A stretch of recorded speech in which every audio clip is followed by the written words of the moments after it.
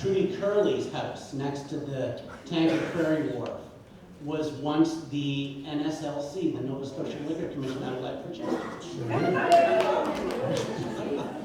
And you know you're sort of from Chester of old. If you see the car coming down 103 just before it turns on Victoria heading east, because everyone ducks thinking the spillway or the crossover for the railway is still there.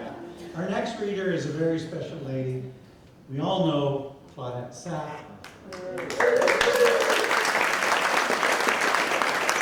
Claudette is an author, an actress, storyteller, and a huge member of this community, and she and her husband George have been for many years. They live out on the peninsula in a house that was built, interesting, one of the first, having just heard the stories, 1928, by a man by the name of Hibben. And he happened to have been the president of Princeton University, and he followed Woodrow Wilson in that capacity.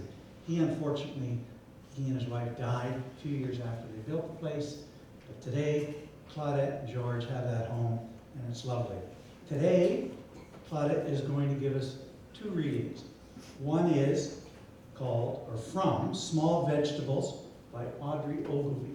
And Audrey Ogilvy, of course, is of the Ogilvy family, of Creighton, etc., etc.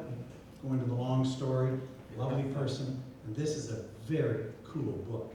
You should get it, because you're going to see why pretty soon. The second reading is, of course, Sailors and Rattling Teacups by Claudette herself.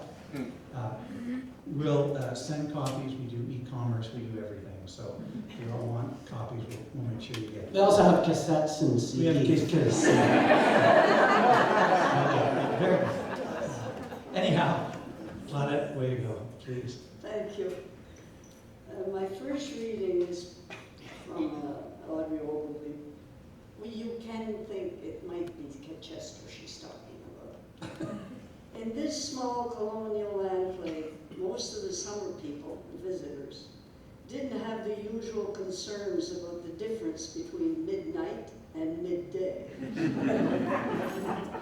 Noon meant holding onto a tiller or a tennis racket, and night was simply the time to hang on even harder to a cocktail glass and a lobster sandwich. Cocktail hour. That evocative phrase was frequently used to describe the long and strong drinking hours which, if the truth were known, usually took up an alarmingly disproportionate amount of time in the day.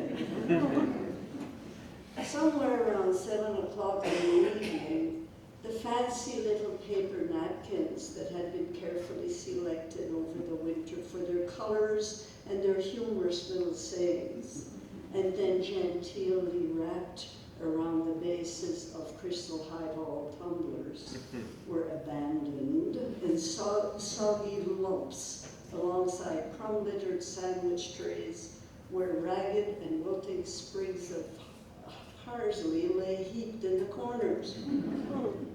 All hands were getting sufficiently numb and no longer needed the protection from the ice cubes.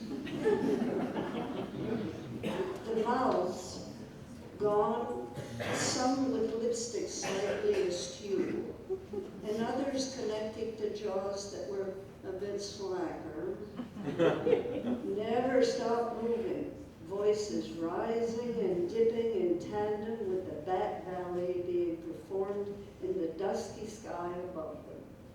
This was Old Chester.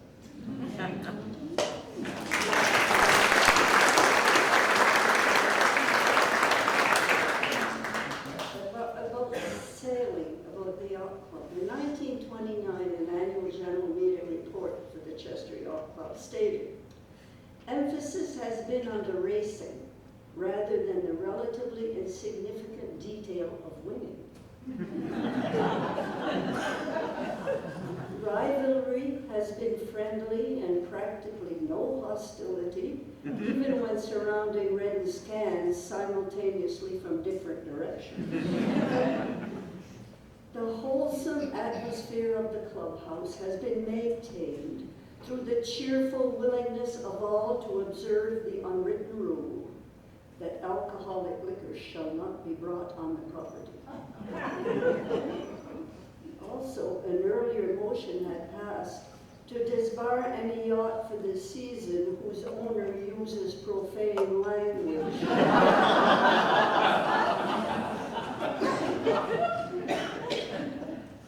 In 1937, CYC was at its own ebb tide with low membership, decreasing number of yachts, and less racing interest.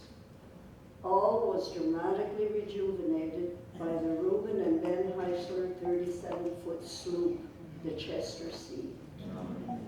The advent of the seaboat was a great community event, as well as a CYC event.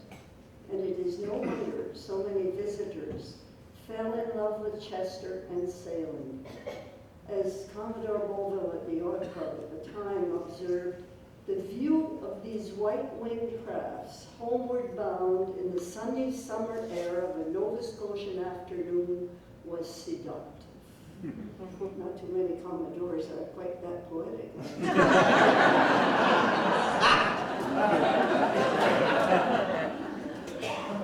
A member suggested that the sight of a dozen or so of these graceful wooden yachts, sails unfurled on our bay, truly suggested angels on wings flying to the horizon. My, we're poetic.